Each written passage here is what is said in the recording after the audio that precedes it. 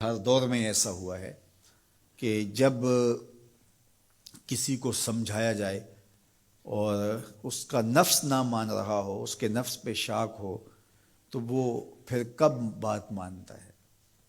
جب میرے حضور نے لوگوں کو سمجھایا کہ تم غلط راہوں پہ ہو تو وہ ماننے کے لیے تیار تھے، لیکن کیا یہ کہہ کے راستہ فرار کا اختیار کیا گیا کہ یہ دور نہیں رہا کہنے کا ٹھیک ہے اپنی مرضی جائیں جہنم میں؟ کہا نہیں، تم مانو نہ مانو میں تمہاری دہلیز تک پہنچ کے اللہ کا پیغام پہنچاؤں گا۔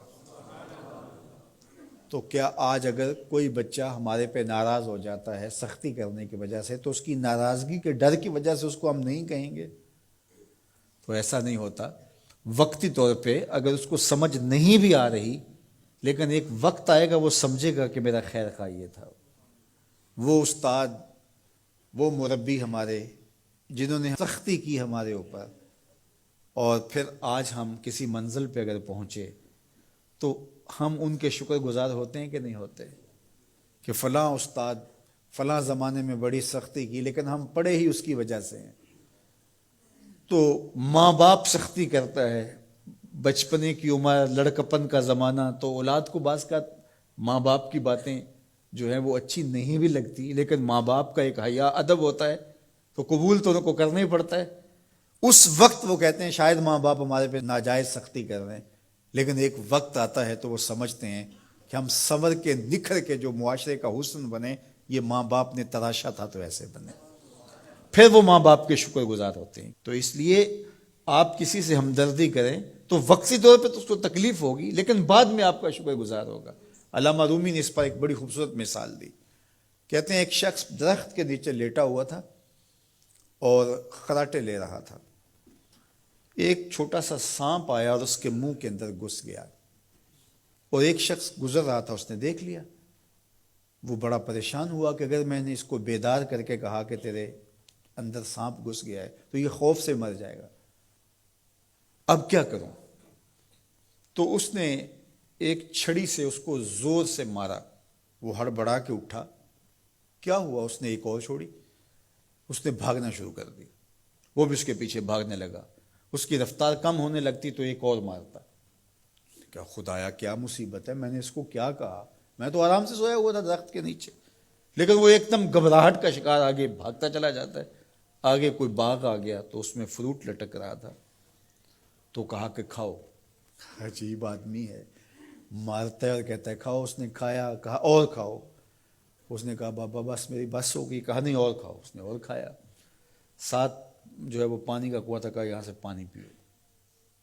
اس نے تھوڑا سا پانی پیا، اس نے زور سے ڈنڈا مارا، اور پیو۔ اس نے اور پی لیا۔ رومی کہتے ہیں کہ وہ بندہ بڑا حیران کہ عجیب میرا دشمن ہے، کبھی مارتا ہے، کبھی پھل کھلاتا ہے، کبھی پانی پلاتا ہے۔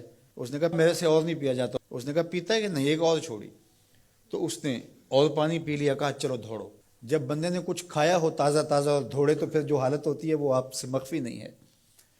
تو پھر دوڑنے لگا، تو آگے جب گیا تو کوئی ٹھوکر لگ گئی۔ پانی پیا تھا بھرپور اور فروٹ کھایا تھا، اور پہلے بھی دوڑ بھاگ کے آیا تھا، اب بھی دوڑنا شروع کر دیا، اور پیچھے سے جو ہے وہ ہاتھ میں ڈنڈا پکڑا، اور وہ رحم کاری نہیں رہا۔ تھوڑا سا ڈھیلا ہونے لگتا ہے تو زور سے مارتا ہے۔ دوڑتے ہو کہ نہیں دوڑتے؟ تو ٹھوکر لگی، گرا، ساتھ ہی کہہ آئی اور سانپ نکل کے باہر آ گیا، اور وہ لہراتا ہوا جا رہا تھا۔ اس نے اس کو پکڑ کے سینے سے لگا لیا، کہا میں تیرا دشمن نہیں تھا، لیکن تیرا علاج یہی تھا، تو میں نے تجھ کو اتنا مارا ہے، میں تجھ سے معذرت کرتا ہوں۔ اس نے کہا میں تیرے سے معذرت کرتا ہوں جو مجھے تیرے پہ غصہ آتا رہا، اس لیے کہ تو میرا خیر خواہ تھا۔ جب حقیقت سامنے آتی ہے تو پھر پتہ چلتا ہے کہ کون کسی کا خیر خواہ ہے اور کون کسی کا دشمن ہے۔ اس لیے خیر خواہی کے جذبے کے ساتھ، الدین والنصیحہ، دین ہے ہی خیر خواہی۔